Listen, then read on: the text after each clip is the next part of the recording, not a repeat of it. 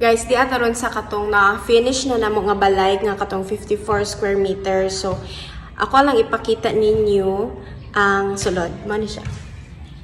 Then for sale din ni ang side bit lang kog advertisement. So for sale din siya ni nga balay.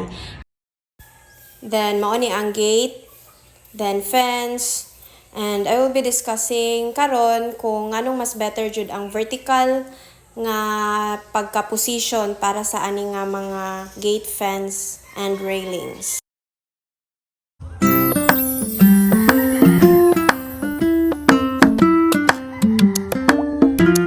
So nganong mas better man jud na verticals ang ato ang mga gate, fence, and railings. So first and foremost, murag sa design, dili mo po kayo siya ingon na nilahi compare sa naka-horizontals. Kaya halos same raman siya. Depende lang na sa architect, sa magpa-design, kung asa mo magpa-design, kung unsa nga mga aesthetics, like mga aesthetics naman ron, unsa nga aesthetics ang gusto ninyong i-apply. Pero sa design-wise, medyo okay, same ra sila. Ang pinaka-importante lang jud na reason is ang safety.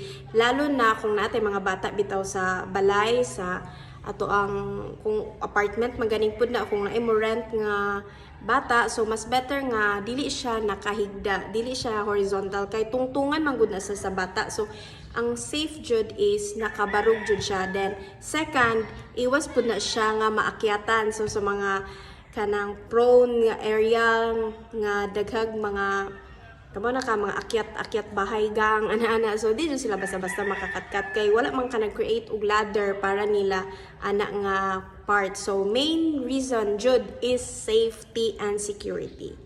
So mao na to siya guys, bye.